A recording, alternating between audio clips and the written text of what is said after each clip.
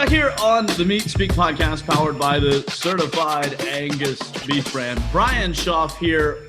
We are going to talk about, one of my favorite subjects to at least say, although it's not actually true. And it has come down to a point where, when coworkers of mine have to do certain presentations, there's usually some sort of wager as to how many times you can get them to say this phrase in their presentation. And that phrase is, of course, cow farts.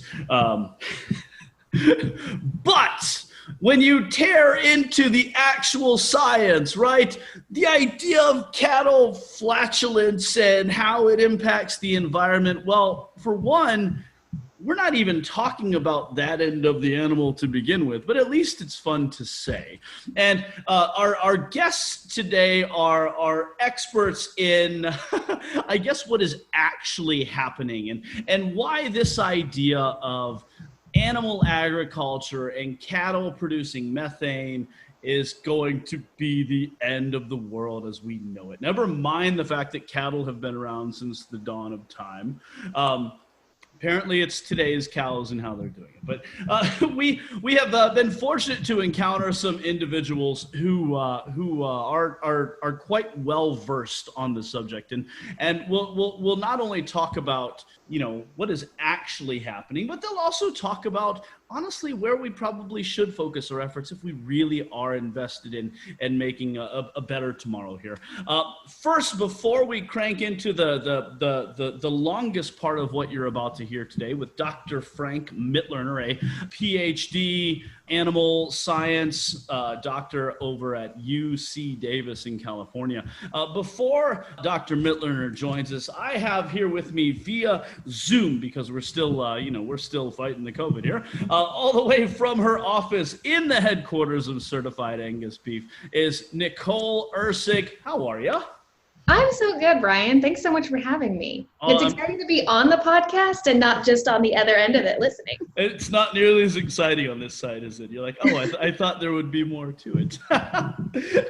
But let's talk about you for a moment before we dive into the meat of things, right? Is the question that I always like to, I guess, answer is the why, right? You have spent a lot of time on this subject, and you come from out west. There originally, you're a farm kid at heart, and you've spent a long time dealing with a lot of these topics. Tell us about you. Yeah, so when you say I grew up out west, I did grow up in cattle country in Oregon. I'd say I got into the beef industry as soon as I could, even though my parents didn't necessarily come from an agriculture background. But love cattle, love cattle people, and love beef, obviously. And for most of my career here at Certified Angus Beef, I've worked on the production side of our business and working with farmers and ranchers. And today I get to work on the consumer communication side of our business, which is really fun, but it also means I get to talk about questions that people have about how our beef is produced. So sustainability and environmental impact of beef production is something that has been a hot topic in mainstream media recently, especially.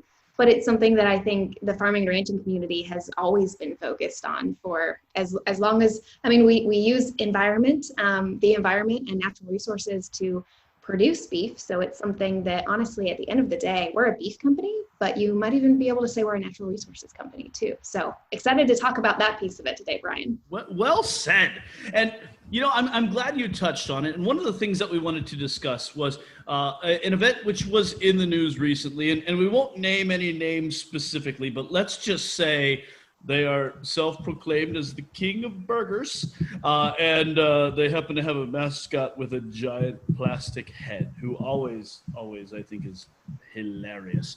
But that said unnamed king of burgers company, they in my heart of hearts, because I happen to love the king of burgers, right? I grew up with him. It honestly seemed like an effort where they were trying to do good. They had good intentions, and they decided if we feed our cattle lemongrass, it'll reduce their methane emissions and ultimately save the planet. And we all hold hands and sing, but that's not exactly what was actual fact. Can you tell us a little bit about that? BKs, if I can say that. So I think BK, if I can call them that, their latest commercial was, I think we are all in food and food marketing and production agriculture. We want to give people and our consumers what they want. And I think we all want something that is good for the environment and also tastes great. I think that one hit those of us who are close to cattle production, farming and ranching, a little bit hard, just because it felt very critical of where we've been. And the lemongrass idea, if we wanted to dive into the science of it, which I think maybe is not where we want to go today, but isn't quite solid yet. And we as a brand of beef really strive to be a science-based company. So any decisions we are making are rooted in scientific fact. I think what is cool about it is that they kind of started on that path, realized that there was maybe some facts that they didn't have straight. And our guest later today actually reached out to them and had a great conversation. He's a leading scientist in this area of how do we reduce the greenhouse gas emissions in beef production. And he's now going to be working with them on their environmental sustainability initiatives at BK, which I think is very cool to see them, their heart's in the right place. And you know what, if our marketing doesn't always match it, we're going to go back and try and look at different ways to fix it. And I think at Certified Angus Beef, that's what we try to do too, of like, how can we get better? Here we call it raising standards. How can we raise the standards on environment, care for our cattle, our community, and then of course, raising that next generation in beef production? How can we raise standards on that? And when we do that, we're going to be rooted in science. So I think it's interesting to see that, and it's really, really encouraging to see them take a step back and work with the leading animal scientists on this initiative, because we all want to get better. And you know what? At the end of the day, maybe lemongrass is one of the ways to do that. There's a ton of people actually looking at how do we reduce the greenhouse gas emissions of beef. And in fact, I think one of the things that gets really exciting, Brian, is that as farming and ranching, especially for beef specifically, we have the opportunity to potentially be one of the first carbon negative industries. And when I say carbon negative, that means that we are taking more carbon out of the atmosphere than we are putting into it. So there's a lot of companies you'll see put out sustainability initiatives or environmental goals that strive to be either reducing their carbon emissions or being carbon neutral, which means they're not putting out more than they're just kind of equating what they put out. And I think beef in general, as the way that we produce beef, has the potential to be the first industry that's actually carbon negative, and that we are sucking more out of the atmosphere and contributing to the environment more than we're actually taking from it. Can you believe that? It's one of those things. It's no secret, and of course, we live in the industry. There is a large faction of folks that would lead you to believe that agriculture in general is the root of all evil, and is why things is why the earth is having a lot of problems. In reality, and Dr. Mitloehner will get into it here in a couple moments. To your point, agriculture is actually one of the folks who are able to lead the way out of this. Just a really, really fascinating individual. Nicole, if you could, we'd ask if you could stick around until afterwards. Come back here with me. Join me. We'll wrap this up after we hear from Dr. Mitloehner on the science. But man, I've been so geeked to pull the trigger on this episode, especially after the most recent happenings with King of Burgers. So that said, we're going to jump right into this segment of the interview. You might say that I'm going to have this interview my way. So stick around. Dr. Frank Mitloehner, animal scientist from UC Davis, and just a wealth of knowledge on environmental science and whatnot. So stick around here on the Meat Speak podcast, powered by the Certified Angus Beef brand. Back here on the Meat Speak podcast, coming to you from the Omni Amelia Island Resort on the coast of Florida. Joining me in the inner sanctum of one of the meeting rooms here is a fascinating gentleman whose presentation I got to sit through this morning, all the way from UC Davis in California, where he is a professor. And I have to double check my notes. He is a self-proclaimed expert on cattle belches, which you don't hear every day. I need to know if that shows up on the business card. Dr. Frank Mitloehner. Sir, it's a pleasure having you join us here. Thank you for having me. Oh, thank you. You know, you have an incredible perspective that is, we do a lot of work through the podcast, through Certified Angus Beef, that things are rooted in science. They're science-based because they hold up when challenged, and it seems like, when you look at things like the environment, it's such a hot button issue, and there, it would appear that, it's really easy to maybe get your facts wrong, or, if you are, a newspaper or print media, to only pull, a couple of relevant ideas out of a certain speech and maybe miss a lot of the underlying factors. You've spent a career now talking about the effects of cattle production and agriculture production on the environment, and a lot of the things that you have found are maybe counter to what you read in the media. Can you talk a little bit about that?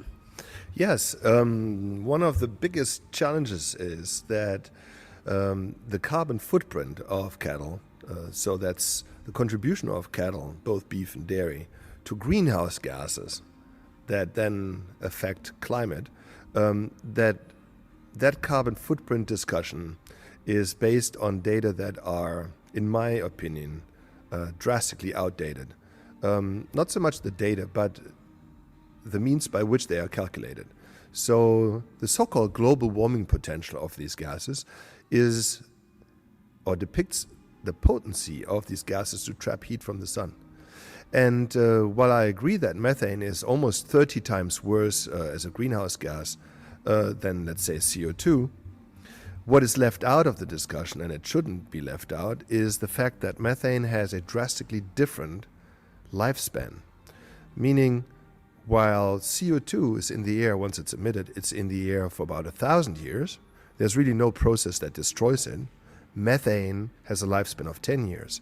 And that means that overall, globally, but also here in the United States, the amount of methane produced and the amount of methane destroyed in the atmosphere by natural processes almost even each other out. So there's a process called, and I know it sounds technical because it is, hydroxy-oxidation.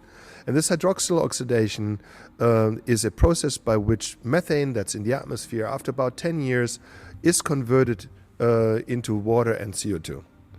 And what's interesting about this is that the carbon that flows through the cattle system really originates in atmospheric CO2, in the air. CO2 that's in the air is gobbled up by plants that the animals eat during photosynthesis. And so atmospheric CO2 goes into plants, is then eaten up by cattle. Some of it is belched out, or it comes from the animal via manure emissions, and then that methane stays in the air for 10 years, is then converted into CO2, and that CO2 goes back into the cycle. And so you have a cyclical situation from the air into the plants, into the animals, and back into the air, plants, animals.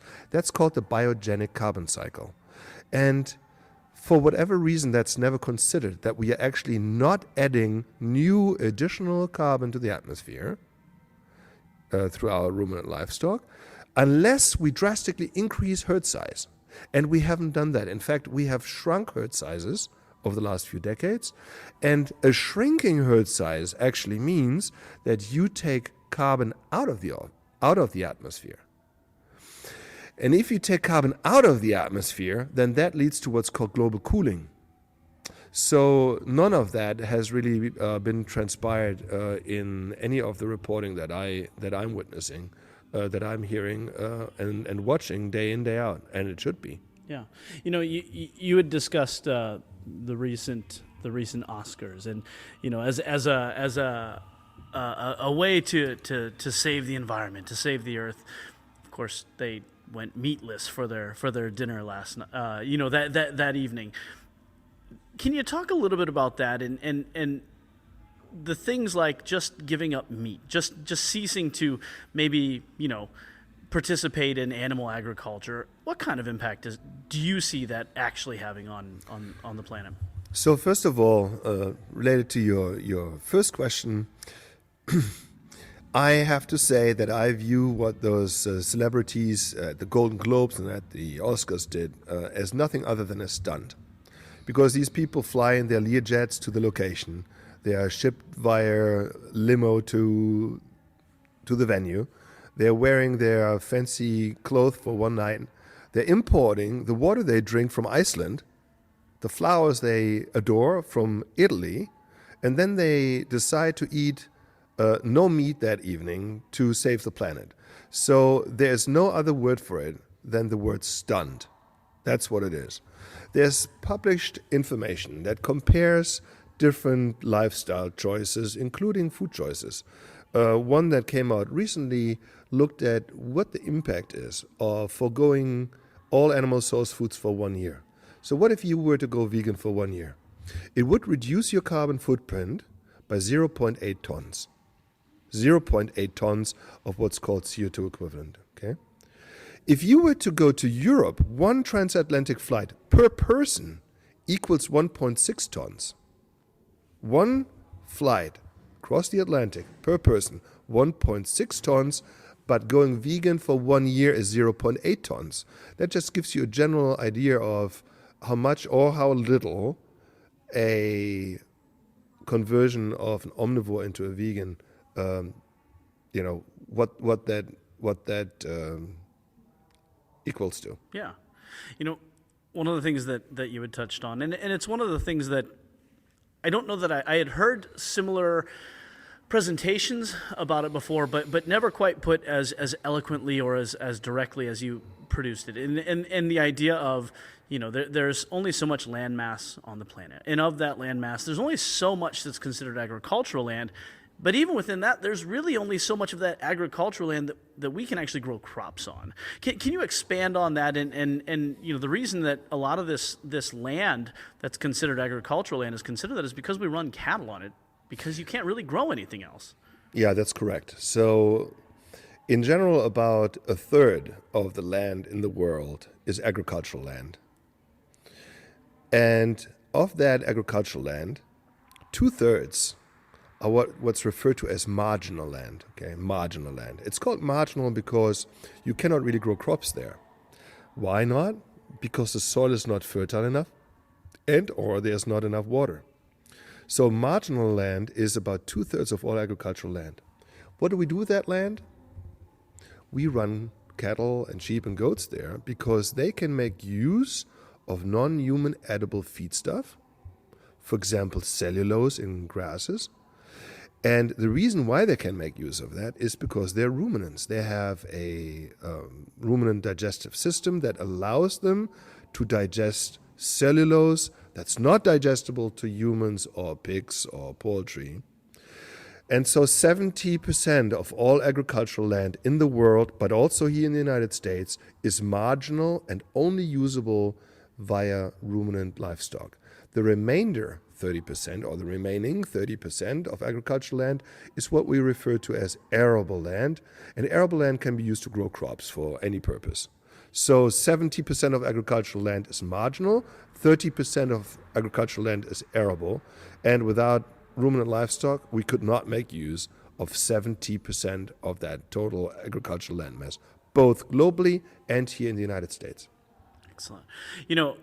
One of the things that you discussed, and obviously in today's, I'd say, political climate, but really everyday life climate, the idea of climate change, it is one of those subjects that appears to be so polarizing that there are two general camps. One, it's man-made climate change, and we have to cease animal agriculture and eat plants and never leave our front door. The other side is of course at the extreme opposite, where humans can't possibly affect climate change.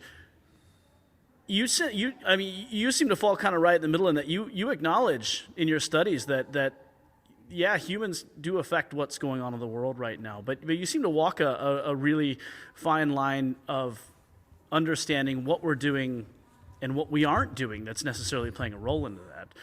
Can you talk a little bit about that? And you seem to really position a lot of what you talk about around the idea we're just really pinning the culprit or the blame for a lot of this change on the wrong things. So first of all, climate change is real. It's happening. And I firmly believe that human activity has a lot to do with that. The question is not really whether or not climate change happens. I mean, most every scientist I've ever spoken to who is expert in that field would agree climate is changing. Human activity has a lot to do with that. The question then is really, what kind of human activity is involved in the changing climate?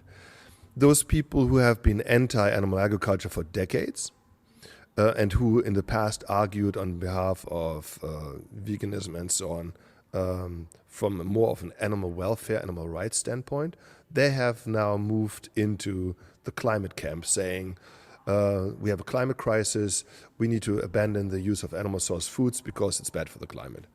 And that's them. But that's not the climate scientist community, most of whom would agree that the main human culprit in a changing climate is because of the use of fossil fuels, oil, coal, and gas, which is pure carbon that was stored in the ground for a long time. Within a very short period of time, the last 70 or so years, we have extracted about half of that fossil fuel. What have we done with it? We have burned it, and now that carbon is no longer in the ground, it's now in the air. And every time solar radiation hits those molecules, those gas molecules, they heat up and they trap the heat. So, in summary, I believe, like most of my colleagues do, that climate change is taking place. I think there's a large consensus that fossil fuel is the main culprit. I'm afraid that this discussion that some of those activists are leading, and unfortunately a lot of the media is reporting around the impact of what we eat on climate, is drastically overblown and leads us, and that's the dangerous part, onto a wrong path for solutions. Why? Because of all the sources, for example, here in the United States, that produce greenhouse gases, beef is responsible for 2%, dairy approximately the same.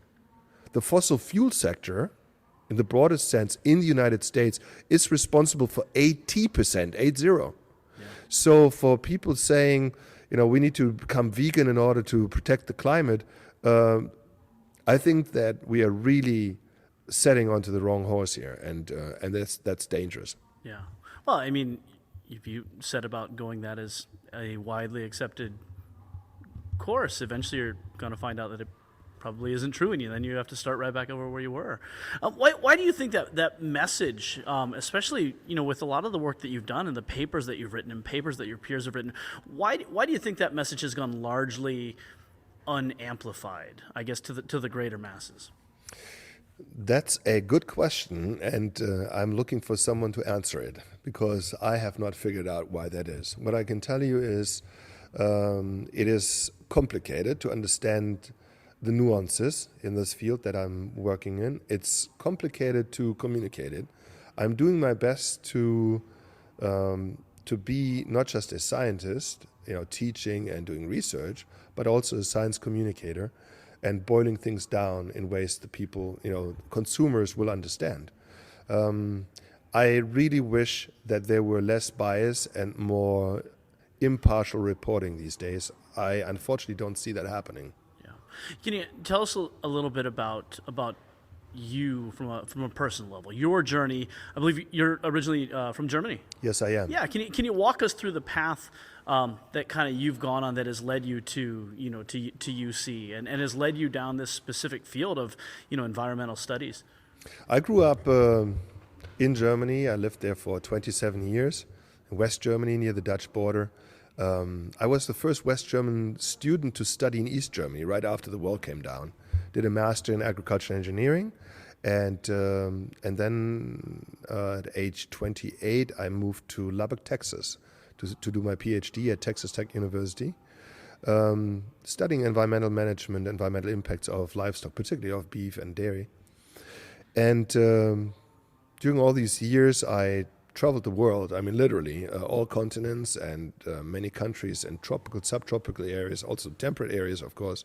And I'm an expert in the environmental impact that livestock has and ways to reduce those impacts to protect the environment on the one hand, but also to reduce negative impacts, environmental impacts that are stressful to livestock. I do that too. So back in 2002, then I joined the faculty at UC Davis. I'm in the Department of Animal Science, and I'm an air quality specialist. So I study the air impacts of livestock. So particles and gases and nuisance issues and so forth. Excellent. This is going to show you where my brain generally exists. You'd mentioned that you spent time in Lubbock, Texas. Did you develop a taste for barbecue? Oh, absolutely. Excellent. So if brisket hits the table, you're participating. Yes. Excellent. It's good to know. Kind of with an open platform. Somebody who has come in with your background and done the work, most of us, 99.9% of the population, the information that we gather, the information that we recite, are things that we just kind of pick and choose. Probably, honestly, not that unlike a lot of the media that's out there, because there's so much information, especially with the internet and checking sources and whatnot. If you could give us a framework for where we should go, what are the things that maybe we can do to make a greater impact on what's going on? So I'm afraid that when reading the traditional media, and with that I mean the print media, but also TV, news and so on, you will not really have a balanced discussion around the environmental footprint of livestock. I find the reporting very biased.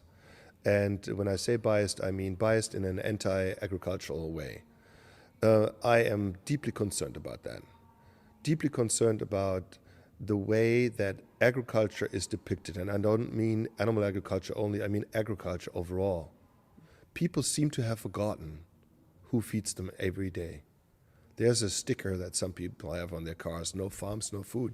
And you know what? That's the truth. That is the truth. Every bite you have put in your mouth all week, all month, all last year, grew on a farm, had then be processed in some way, shape, or form, in some way, but it all grew there. And so I think that the news we hear about agriculture are almost entirely negative. Everything we hear about how our food is grown seems to be bad, from the use of chemicals, the use of technologies to grow crops, to grow animals, and so on. It's all bad. I tell you a little statistics that I find really intriguing. We have 2 million farmers in this country. That sounds like a big number.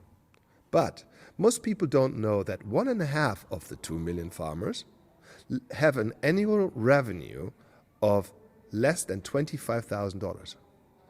Meaning 1.5 out of 2 million farmers are really hobby farmers. And according to the last agricultural census, 80,000 of those, 80,000 farmers produce 2/3 of all food consumed in the United States. That's a really small number. Their average age, 60. Yeah. We have a real sustainability issue in our food supply chain, which is that we have a small number of people producing a lot of food. Their societal standing is terrible, and that to me is unacceptable. We have the safest, we have the most nutritious food in the world grown by a professional agricultural workforce. The way that we view them as society is terrible. And I do my very best to support those farmers to continue on their journey to produce that food that we all cherish, and that we should really attribute to those people who grow it. So you asked me a question, and I know I gave you a long answer. So traditional media is one thing, and unfortunately not very balanced these days. I find a lot of use in social media. For example, I'm on Twitter. My handle is GHG, that stands for Greenhouse Gas, GHG Guru, and I put a lot of useful information, and many of my colleagues do as well. I think that many people in agriculture are not making use of social media, and that's a problem because they should. Because the other side, the one that's so critical of agriculture, is all over social media, and that's why it always appears as if there's a massive movement going on, countering traditional agriculture. But indeed, it's just very vocal people painting that picture. Yeah, excellent. From here, you're heading just down the state. We're in Amelia Island here near the Georgia border. You're heading down to Orlando for another speaking engagement. What does a typical week, typical time for you look like? I mean, if folks aren't following you on your Twitter, are you doing a lot of engagement, speaking, trying to spread this message yourself? I do. Over the last 2 weeks, I went on crazy trips from Mexico to Hawaii to Spain to Florida. I mean, that's not a typical kind of month, but it's not atypical either. So I do give about 50, 60, 70 talks a year. Most of them are at conferences, academic conferences, or like this one here, stakeholder conferences. I do teach. I teach large classes at UC Davis. We have 1,500 students in my department. And of course, I have over 6 PhD students. I have a large lab. I'm also director of a center, the so-called CLEAR Center at UC Davis, which does research on the one hand, but communication on the other. So I have hired not just postdoctoral fellows, so PhD level scientists, to work on scientific issues, but I've also hired journalists to work with me on the communication side, because it is so important that agriculture, the way we produce food, we consume food, we waste food, the externalities around food is shared with the public that seems to be more and more interested, yet drastically uninformed so far. Yeah. Do you think really just people just don't know where to look to get accurate information anymore? That's true. And the vast majority of people, when asked, if you were to go and ask the vast majority of people in this country what they base their food buying decisions on, they will tell you, 95% of them will tell you, it is taste, price, nutrition, and brand. Taste, price, nutrition, and brand that drives their food buying decision. 4% want organic food or luxury food or local food, and so on, 4%. And then there's 1%, the so-called fringe. And that fringe, not French, fringe. The reason why I emphasize that is because of my German accent. I don't want to upset the French. It's the fringe, and these are people who are disruptors.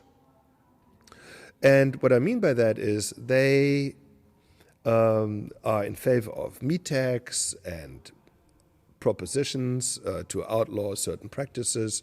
They want Meatless Monday and so forth.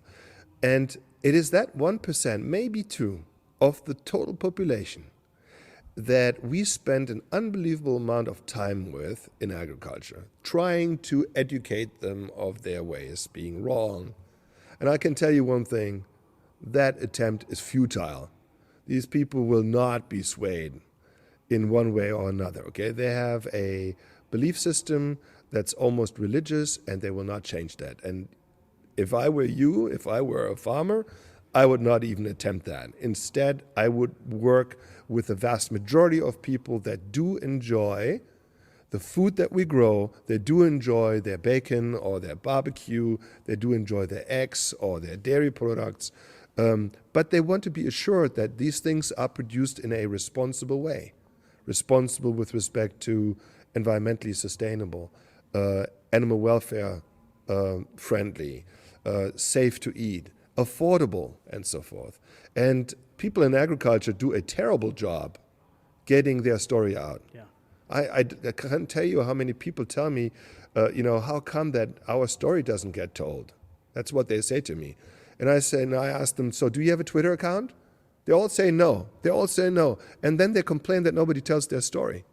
It is your story. Yeah. It is your legacy, okay? If you don't talk about your legacy, then don't complain that somebody is taking it away from you. Yeah, yeah, because somebody's always out there telling the other story, Yeah. the other side of it. One last thing, and I apologize for not jumping to it earlier, but I thought an important point that you made was, especially when you look at things like the methane production in cattle belching or livestock belching and things like that. The reality is we're producing more beef worldwide, or more pork, or more protein, period, and we're doing it with fewer animals. Which I'm no scientist, but that's also fewer animals contributing to the methane. Can you talk about those numbers again? Because it almost seems like as a country, especially here in the United States, we've gotten much more efficient at producing protein with fewer animals. There's no question about that. I'll give you statistics for beef and one for dairy, and then a global one. So on the beef side, in the United States, we used to have 140 million beef cattle back in 1970. 140. Today we have 90 million. So 50 million fewer beef cattle today than we did in 1970. 50 million fewer, but we are producing the same amount of beef. Yeah. On the dairy side, we used to have 25 million dairy cows. Today we have 9. We went from 25 to 9. So we've shrunk the herd drastically. But with this much smaller herd, we are now producing 60%, 60% more milk. Meaning we have shrunk the carbon footprint of dairy by 2/3 over the last 70 years. Globally, going back to beef, globally, the United States produces 18%, that's 18% of all beef globally, with 8% of all beef cattle globally. Yeah. So what we have done here in this country is nothing short of phenomenal over the last few decades. And that's not just true for cattle. It's also true for pork, for poultry. What we have done in the agricultural enterprise in this country is phenomenal. Yet we have not really gotten the story out. Yeah. And so I thank people like you for changing that. Yeah, it almost seems like here in America we're almost vilified for it, when numbers would certainly suggest that we're doing something right. I mean, what other industry, period, has been able to decrease their carbon footprint like the agricultural industry has? I mean, I can't think of any off the top of my head. Well, let me frame it in the following way. So I'm 50 years old. When I was a little boy, we had 3 billion people in the world. Today we have over 7, and by the time I'm an old man, we will have 9.5 billion people. In other words, throughout my lifetime and yours, human population on our planet will have tripled. Tripled. But we will not have 3 times more resources to feed these people. And what that means is we have to become a whole lot more efficient in producing food. Because if we don't, these people will not have food. Yeah. And guess what? We are the world champion in producing food efficiently. Now, that comes with the use of technologies, with advanced techniques and so forth. And some people are critical of that. They want us to go back to the 1950s, 1960s. I have news for you, that will not happen. Yeah. Because if we were to go back to the 1950s, 60s, we would have millions of people starving throughout the world, but even people starving or being malnourished in a country like ours. Yeah. Those days are over, and I have another take-home message that I like to share. When I walk my dogs in the morning in Davis, California, almost every morning I see a truck driving by, a dairy truck driving by, and what do I see on that truck? A depiction of some happy California cows grazing, and in the background a red barn. That's the 1950 image, okay? Yeah. So I want to challenge this industry, whether or not that depiction of the 1950 dairy as the gold standard in the minds of people, whether that's a smart thing to do. Was the 1950 red barn dairy really more sustainable than today's modern dairies? I would argue it was not. These were tie stall barns with a cow attached to a pole. They could stand up, lie down, not walk around freely. They were hand milked by stoop labor, not a very worker-friendly way of milking a cow. The milk went into a bucket where it stood for I don't know how many hours. Certainly not very food safety friendly. And the financial viability of this enterprise was terrible. Not to speak of the environmental impact, because the manure went into the next creek and was transported off to wherever it went. So can we please stop? Can we please stop depicting 70-year-old dairies and other livestock operations as the gold standard when they have nothing to do with the way we really produce food today? Yeah. It's the feel-good factor, right? I think there's a lot of people out there who've never been on a farm, period. So it is that nostalgic, like, yeah. So if you romanticize agriculture, and if you humanize animals, then you put in their heads that that calf or that pig should be treated like their dog. But I have news for you. These are not your buddies. They are your food. Yeah. If you depict a calf almost like you would a baby, then you must not be surprised when people develop a mother instinct over those animals, or a buddy instinct. We must be very careful with that, because I feel that this is misleading the public, and it's really triggering emotions that they have around their animals. You know, I teach a class at UC Davis with 300 students. Most of them want to become veterinarians. Most of them have experiences with animals, and the animals they have experiences with are their dogs and cats. But you know what? They don't view their dogs and cats as animals. They don't even view them as pets. They view them as family members. And when that little fluff ball there has whatever cancer or so, they do not hesitate for a second to have a $10,000 surgery done on that animal. Yeah. So people with that mindset, when they now see a fluffy calf or a piglet on a poster looking so cute, or even talking to one another and so on, then that sets them up to not wanting to eat that animal or consume any product coming from it. We are our own worst enemies at times. Yeah. Well, sir, I appreciate you taking time to join us on the Meat Speak podcast. Again, Dr. Frank Mitloehner from UC Davis in California. Tell us one more time how people can follow you on Twitter. It's GHG Guru. GHG Guru on Twitter. Sir, thank you so much for joining us. Thank you for having me. Back here on the Meat Speak podcast, powered by the certified Angus beef brand. Brian Schaaf back here via Zoom with Nicole Ursig coming to us all the way from, it's a fine office you've got there in the world headquarters of... You like my pictures of cows in the background? It's very nice, right? You are committed to what you're doing here. I see dinosaurs on your shelves behind you.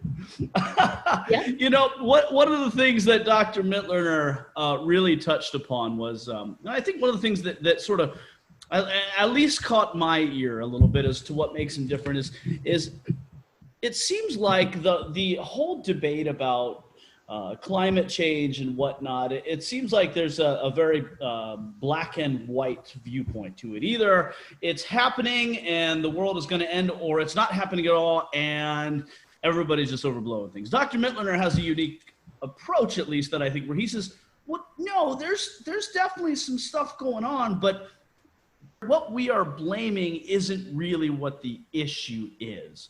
And from your standpoint, you spend a lot of time out west on the farms. You actually just got back from a trip to Oregon, Yep. right? I'm a little jealous because I'm a little cooped up here in Ohio still. But, you know, can you give a lot of our listeners who they don't get the opportunity to go out and see what is actually happening on the farm? We always try and tell people, you know, the stereotypical image of the old farmer with the bib overalls and, you know, the straw hanging out of the mouth. I mean, that is so far from reality. What we see a lot, these guys are mechanical engineers and some of the most inventive people who care about preserving the land that you'll ever meet, right? Yeah, absolutely. So I got to go out and visit a ranch and visit a feed yard last week. And, you know, I got to chat with Zach Wilson at Wilson Cattle Company. And as you talk about the stereotypical farmer rancher, those people definitely exist who sometimes fit those stereotypes, but Zach is a 33-year-old millennial farmer who is, like we see innovation in any other piece of our lives, there's a lot of innovation in agriculture too. And it was very cool to ride around the ranch with him. And he's the 6th generation to ranch this land. And him talk about sequestering carbon or talking about strategic water use. Things like that I just think a lot of us don't think about. Or we talked a lot about, and I was actually able to get pictures of it, but we don't think about the natural resources side of it and the fact that farms and ranches actually provide about 70% of our nation's wildlife habitat. And so whether that is wetlands projects that Zach was working on or bird boxes that they put up on their ranch, I got to see some deer while I was out there. This is something that, because those cattle are there in that Baker Valley, that land is getting better. And that was so cool to see. Zach actually drove us up to a road on their ranch, and on one side of the road is a pasture where they are producing cattle, and they've got cattle grazing, and they have some strategic waterways so that they can irrigate that ground. And then on the other side is some land that's not being grazed. And it was so vivid because on one side of the road was green, lush pasture that looked beautiful. And you could tell the land was healthier just visually. When you turned and looked at the other side of the road, it looked like the land was thirsty. It was dry. There was a lot of sagebrush and weeds. And it was such a visual for me to see how much better our land gets because we're producing beef on it. And it was so cool to see that stark difference. On one side of the road, it looks great. And on the other side of the road, it's like, wow, by simply grazing cattle here and taking care of the land, we can make this land better. That's right. What's the saying? Cows are they're the original upcyclers, right? Because they take grass that I can't or don't want to eat and turn it into delicious brisket. So yes, I grew right. up in fresh country, and I just feel like that's not a salad bar I ever want to participate in. But you can put a Black Angus cow on it, and man, are they going to turn it into something tasty. Right. They grow ribeye steaks from grass. That's magic. Yeah. Oh, outstanding. Well, Nicole Ursig, thank you for taking time out of your really, and I say busy schedule, you have like an insanely busy schedule, so you put the rest of us to shame here, but we do appreciate you taking time to join us here on the Meat Speak podcast, powered by the Certified Angus Beef brand. If this is your first time tuning in, know that you can catch all of our back episodes. I think this is actually number 27 since we launched in October, at certifiedangusbeef.com/podcast, or you can find it on all your major podcasting platforms, Apple, Google Play, Spotify, probably some others that I am not up to speed, because I am not a millennial farmer or a millennial anything. I don't get on the TikTok like the kids these days. That said, if you did find today's topic pretty riveting, and I'll tell you what, this is one of those things, it'll bounce around in your brain for a long time. Seriously, a simple Google search of Frank Mitloehner, and you will find a wealth of knowledge. And Twitter is GHG Guru.